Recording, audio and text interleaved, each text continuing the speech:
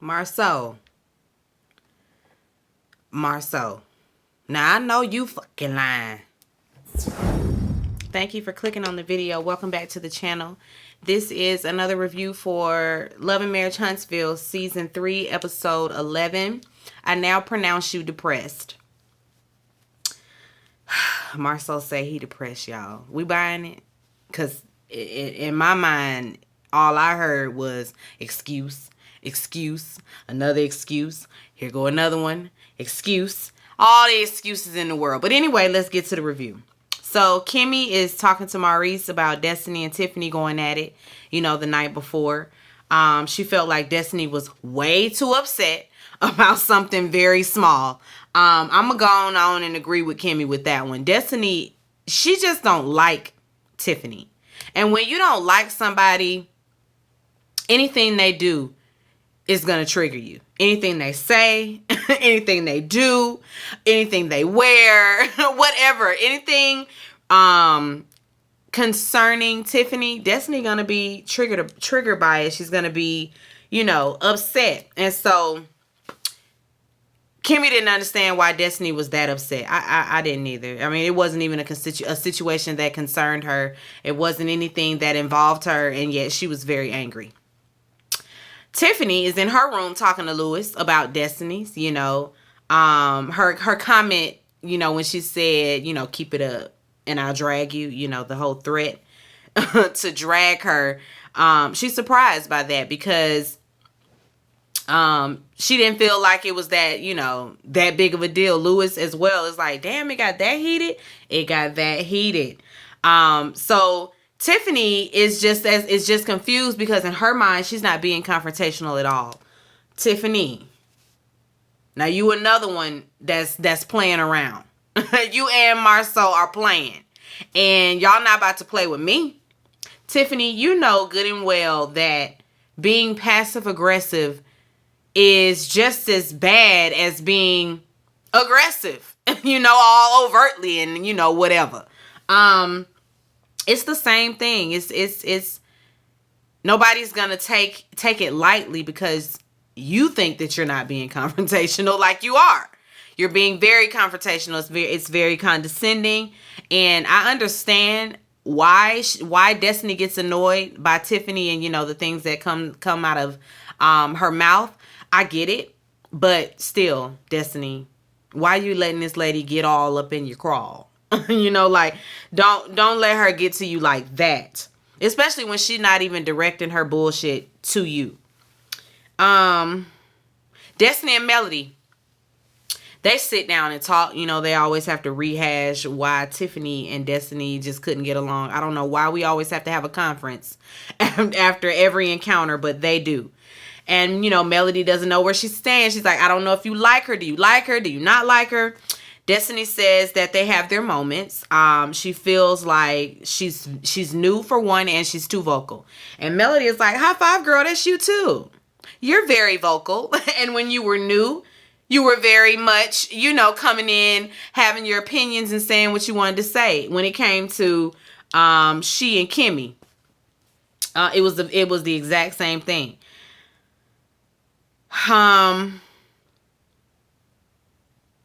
Destiny feels like she does things or says things, dishes it out but can't take it.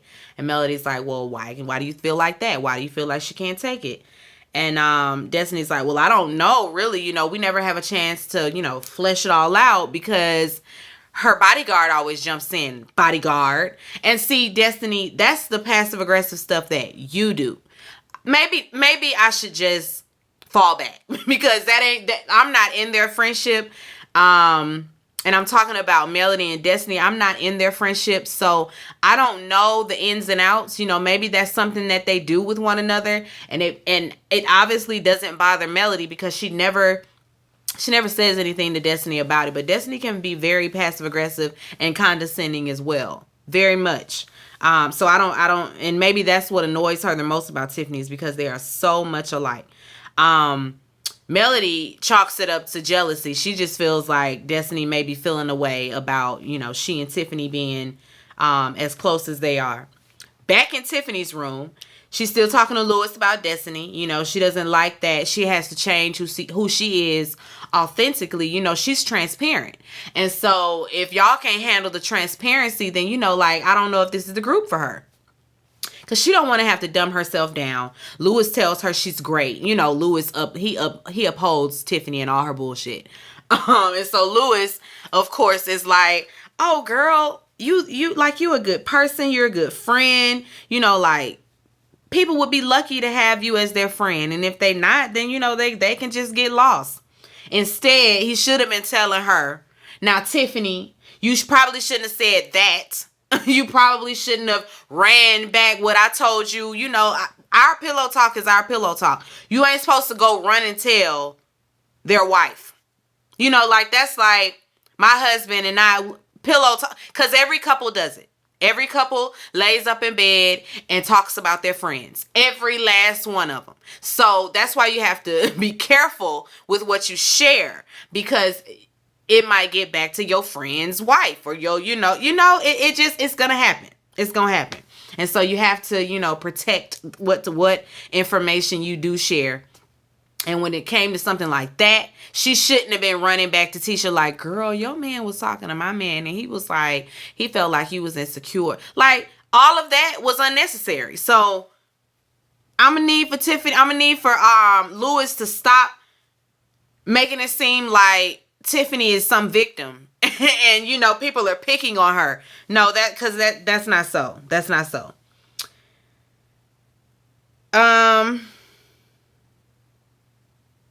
Back outside with Destiny and Melody. Melody, of course, wants to know exactly what triggered Destiny the night before. You know, what did she specifically say to offend you? And, you know, Melody tells her, you know, although you find offense in most of what Tiffany says, you know, Destiny's delivery is sometimes off as well. And, you know, that sets Destiny off because every time they talking about Tiffany, Melody is going to find every excuse in the book for her. It's just, we're going to excuse her behavior. She's my good friend. She's really not like that. You just have to get to know her. And it's like, girl, it's been how many days? It's been 11 days that we've known. It's been 11 days, 11 weeks. It's been 11 weeks that we've been watching this daggone show. Maybe not 11 because I think they started like in the middle because they take that hiatus. Anyway. We've been watching this for a little minute now. And so by now we should have seen the good parts of Tiffany and we're still seeing this. So Melody, no, no, as you gonna have to stop coming to her defense at every turn when she is the one mouthing off and being, you know, disrespectful. Melody act like she don't see it, but girl, you see it. But Destiny does drag. She drags. We saw, they showed us, you know, she and Kimmy, going back and forth and she bringing up the whole chicken comment every time she saw Kimmy. So Destiny definitely drags, but with this particular situation, I can see how Tiffany can be an annoyance and how, you know, just the sight of her gets Destiny all upset. I can understand it. Okay, so Tisha, we see she and Marcel talk and she tells him what was said between, you know, she and Tiffany or whatever. You know, Marcel be on his phone barely paying attention to Tisha every time she talking to him. She's, you know, she tells him what Tiffany said.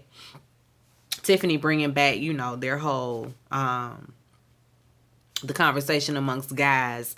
You know, Lewis went and talked to his wife and then his wife went and brought it back to Tisha and the rest of the girls. So she's filling him in on that. And he don't understand why she's always allowing, you know, a third party or an outside entity to come in or to suggest something that she should do inside of her marriage. And that's starting to wear thin on him. But he does. He basically confirms what was said was true. I did say all that, you know, because honestly, babe, like if you taking me to surprise therapy, there has to be some type of insecurity there. Of course, Tisha feels like, well, excuse me, not feels like. She says, like she She's gonna stand firm on the fact that she ain't insecure about nothing. There are no insecurities. Girl, you're a liar. Cause you that's a lie. You really sitting up in his face full of insecurities talking about, I don't have any insecurities. Okay, girl. All right. They're basically talking about, their marriage, and she feels like they don't have enough family time, and she starts crying about that. She wants to spend more time as a family. She's always taking the kids on a trip, and Marceau don't be there, and that's getting old. She's tired of being I wouldn't say a single mom, because she ain't a single mom, but she's tired of being the only parent, around there being hands-on with the children. And Marceau gonna have to do better with that, because them kids gonna grow up and they're gonna resent you. There's gonna be no bond there. You're gonna love your mom and daddy, sure, but a bond ain't gonna be there. You're gonna be wondering, well, why they don't come visit? There's no bond. You weren't around, and so you're gonna get the bare minimum from your children if you don't pick it up, or do something different. Marceau is always throwing out there, oh, I got to do this and I have to do that, and I'm out there, I want to be home, but I have to sacrifice. I have to be out there providing for y'all. I have to fund this whole lifestyle that we live. And it's like, Marceau, those are excuses. I'm tired of that. I don't like to hear that narrative from anybody. From not one person. Don't be telling me, oh, I got to do this, I got to do that, trying to build generational wealth, blah, blah, blah, blah. All that's cool and all, but you still have a family. If you wanted to do all of that, then you should not have gotten married and had children. You could have done all of that as a single man, but you got married. And so now that you married, you don't get to just put your family down over here and say, oh, okay, I'm taking off in my career and ain't no turning back. I got to drag y'all with me, No family time, no husband and wife time, but I'm making the money for the kids to build generational wealth. Okay, well, once that's all said and done, then what do you have? Again, when you're up in age or something granted, God forbid, something happens to Marceau where he's like incapacitated in some way and he can't work and he needs Tisha, or he needs his kids. If then people decide, what? No. Then what? You have to nurture your family. It's not, people aren't just going to be all familial because you're family. You have to nurture that. You have to pour into it. You have to. And Marceau got it all messed up if he thinks that this makes for a happy home, because it don't. It really don't. She tells him that she wants to do something fun, and she kind of hints at a vow renewal or a recommitment ceremony, and Marceau is flat out like, no, not doing it. We not going there. No. When it comes to marriage, it's not fun and games. It's serious. It's a commitment, and I'm not playing around about it. Again, bullshit excuse to just not do something, because you in Vegas.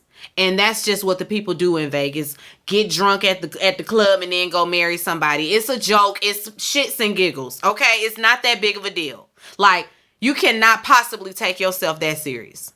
You can't.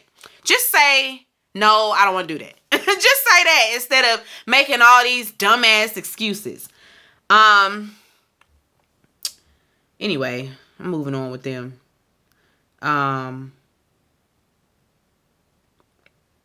Tisha goes and tells Tiffany and Louis, that the plans are off. The whole vow renewal thing, that's off.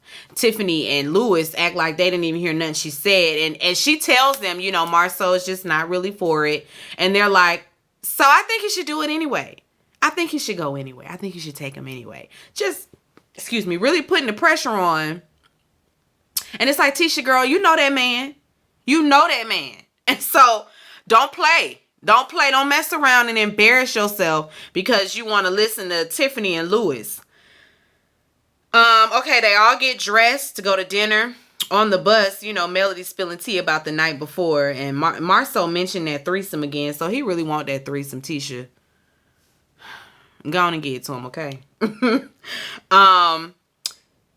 Destiny had a wardrobe malfunction and lap dances and all of that, and she gonna say in her confessional, I noticed that Kimmy and Maurice are like really excited about, you know, the details of my lap dance. And it's like, girl, don't nobody want you. Don't nobody want you in that way. Kimmy and Maurice are not trying to smash. I need you to stop. I need you to stop. It's real. Pick me. Pick me. Please pick me for the threesome. No. No. Anyway, they get to the place, and it's a wedding chapel, you know, so everybody's excited to go on in there, and they get in there, and they Tisha says, you know, that they're celebrating, you know, 15 years, and, you know, if anybody wants to recommit, you know, it's open, and everybody's standing there like, no, we're here for y'all, so y'all gonna go ahead and do that. Marceau says he's not doing it. It will not be them, but if anybody else would like to recommit, and it doesn't have to be a relationship, recommit a friendship, you know, a business partnership, like, if you want to recommit, you know, it's open to everybody. And so, Tiffany and Louis have had enough because it's very awkward. It's very awkward. Awkward silence. It's very awkward. And Tisha's standing there looking cheap, like she always do. And you know, with that dumb smile on her face, pretending like she's not hurt and bothered, but she's definitely disappointed, definitely bothered. Tiffany and Louis get up there. You know, they're gonna volunteer because they're a couple of the year, and they're gonna go ahead and recommit and renew their vows. They're gonna be the example. And afterwards, they're expecting Marceau and Tisha to, you know, follow suit. Marceau whispered, "Babe, you know I'm not doing that, right?" "Yeah, I know." Girl, I bet. They get up there and do their vows or whatever, they renew it, and Martell gonna blurt out, "All right, that's what I'm talking about. Some folks ain't been married 11 months. And Destiny triggered always. This lady is always in her bag. Ain't nobody talking to you, ain't nobody talking about you, but here she go. "I know you ain't." He was like, no, we here. I was cracking up, y'all, because I like this Martell. Martell be getting on my nerves. Like, listen, he be getting on my nerves, but when he's funny, he's funny. He's been funny on this trip. You know, it started with the clown and Kimmy for being a side chick. And then this right here. He blurting out like he's being shady. But it's funny. It's funny. Martell is being hilarious. In his confessional, he says that you know, they decided after 28 days that, you know, they go ahead and do it again. Cheers to the Whitlows. Cheers to the Whitlows. That was shade. It was shady. Afterwards, Tisha, looking sad, of course, you know, like I said, trying to smile from crying. Marceau says, you know, that their marriage is serious. It's not a game. Bullshit, Marceau. Bullshit. Melody ain't here for Marceau's bullshit. And, you know, she's like, you can at least get up and say something nice to your wife. She done planned this whole little thing for you. We here at this chapel. You could at least do that. Marceau ain't doing that either. And Tisha's just like, cause Melody's like, "Wouldn't you like that, Tisha?" And Tisha says, "I'm not gonna force Marceau to do it." And now she's really disappointed, and it's like written all over her face. "I'm not gonna do anything. I'm not gonna force him to do anything." Marceau say, "Yeah, that's love," and leans over and gives her a kiss. "If you don't, get your ass up out of here." Melody is like, you know, Marceau says that Tisha's good, and Melody's like, "I mean, I can't tell. Like, you ain't see her face when we walked up in here, and her face is full of disappointment because you coming up in here acting like you don't want to participate." And Tisha just blurts out, "I'm good. You know, I can speak for myself. I'm good. You not, but okay." Afterwards, you know, they leave, and because, you know, Tisha gonna stick beside her man. That's her man, and she gonna stick beside him. All him and all of his BS excuses. Afterwards, you know, they're leaving. And I noticed that Destiny and Tiffany were walking together. I thought we was finna get a scene with them. But instead, Melody pulls Tisha to the side to, you know, stir the pot some more. I don't like how he just didn't do that. All of that unsolicited advice that Melody loves to give Tisha. It's very passive aggressive as well. And Melody, you know what you're doing. You throwing a little salt on it. Sprinkle a sprinkling a little bit of salt on it. Anyway, they get to dinner. And, we're talking about marriage, and Kimmy goes down the line, reminiscing on spending, those milestones with each couple. And Melody's like, well, we ain't gonna have them kind of celebrations between Melody and Martell. And Martell is like, speak for yourself, because I love being married. I'm gonna show enough get married again. And hey, it might be the Melody again. Melody was like, what? Just drop it. Save it, okay? Just save it.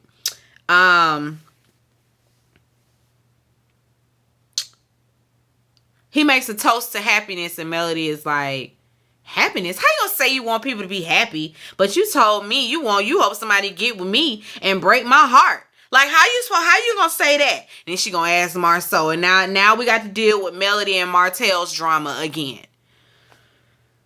Marceau chimes in, breaking all kinds of guy code. Talking about what he said that to you because he loves you, and he also, you know how men do. He put it out there like that because of course he doesn't want to see, you happy with another man. And so of course he's going to put it to you like, well, ain't no other man going to make you happy, and ain't nobody else going to do this. Ain't nobody else going to do that for you. Like he's the end all be all as far as Martell is concerned. And Marceau is just explaining that. And I'm just like, Marceau he does this a lot. And it gives, I covet your ex-wife. He's always made me feel like he coveted Melody. Like, always. The way he hugs on her and is always lighting up when she comes into a room, always trying to flirt and play with her and all of that. Marceau ain't fooling nobody. I guarantee if Melody was to be like, I'm down with the threesome, he would be on it. Okay? On it. But Tisha wouldn't. Tisha, girl, if you smart, you never let that happen. Destiny is also still getting triggered by everything Tiffany says because Marceau also takes the opportunity to say, that he doesn't want what he and the guys talk about coming back to him, by way of his wife. And so he gonna need the pillow talking to cease and desist. Excuse me, what? How you gonna tell them people what to talk about in their bedroom? In their bedroom. Excuse me, in my Azriel Curry voice, in your bedroom. In the bedroom, how you gonna tell them people what to say? Anyway, Louis and Tiffany already know that that's directed at them, but he does reiterate this is directed specifically to the new couple, and Tiffany chimes in, and then Louis is like, I got it. And she's like, I'm talking. No, Marceau says, I was speaking to your husband. And she says, I'm talking to you. And listen, right in that moment, just in that moment, I was with Tiffany on that. Because, first of all, you addressed us as a couple. And so I'm chiming in. I'm piping up. I'm talking to you. Ain't nobody scared of you, Marceau. Like sitting up there at the head of the table like the Godfather. I'm going to need all pillow talking to stop. Just stop running your mouth about your wife when you can go to your wife. And that's what Whitlow's is at. It wouldn't be nothing to talk about in the bedroom if you had just went to your wife and communicated with her how you felt. That's the issue. You don't communicate with your wife. And Tiffany is on Tiffany and Louis. I don't like that about them. Everybody else got issues with them. I can't wait. Well, let me not say I can't wait to see their issues unfold, but it's like somebody needs some humble pie. Somebody needs a piece of humble pie because the way Tiffany and Louis act like they're just, the blueprint to a good, long-lasting, healthy marriage, and y'all only been married 10 days. So, first of all, both of you got a failed marriage, and so two failed marriages between you. And we supposed to listen to you. You know what not to do, sure. You know what not to do. We know that. But we ain't really listening to y'all like that. So I'm going to need for y'all to cut it out. Tiffany in there talking about that's probably why their marriage is bad. Because they don't communicate. Ma'am. Now don't be acting like what you said wasn't some bullshit. Come to reunion. if they have one, or the next time that this is brought back up again, I don't want to hear that you didn't know you were being confrontational. I don't want to hear that you didn't know that what you said was some bullshit. I don't want to hear I was just being transparent, because that was shady. Maurice changes the subject. How important is happiness in a marriage? Melody's like, let's ask this: how detrimental is depression, to a marriage? And everybody's like, oh, that's a good question. Marceau answers and says, happiness doesn't matter, more to him than commitment does. Good answer. That's a good answer as well. Because you're not gonna always be happy. You're not gonna always be in a blissful state. Marriage is work.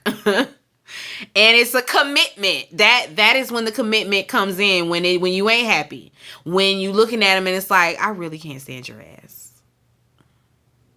when you got that, then it's when you think, but the commitment, we're married. We the covenant before God. You have to really, really, really, really think about that commitment that you made before God. And so that is when the work comes into play as far as a marriage goes, because happiness is not always gonna be but Marceau, he lets us know that he has been suffering with depression, for the past year. He's not happy. He basically is just flat out, I'm unhappy. Tisha's sitting over there again looking cheap. But she should definitely be worried, because her husband's sitting up here telling, a group of people, your group of friends, that he's unhappy in his marriage and hasn't been happy. Doesn't know what happiness looks like in his marriage or his life, which is very sad, very sad. He says he's fine with just staying right here,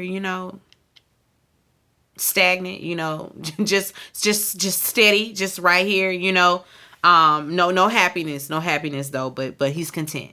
And ain't nobody trying to just be content. Like, I want to be happy.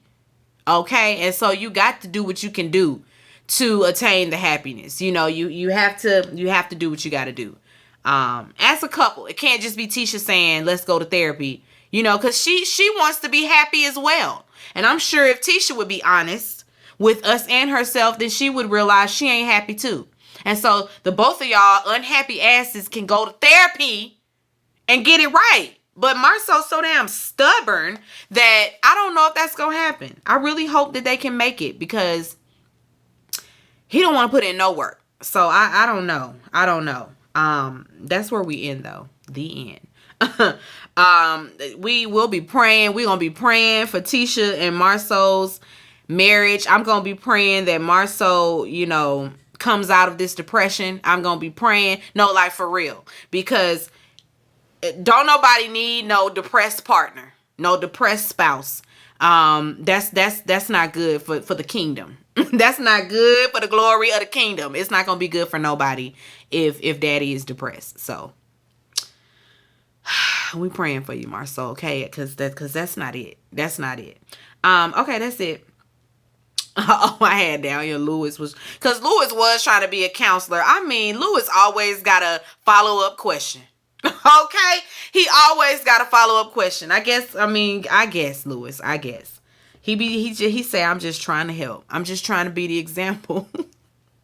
Anyway, guys, be sure to rate, comment, and subscribe to the channel. It's Call Me Busby, and I'm gonna chat with you later. Peace and light.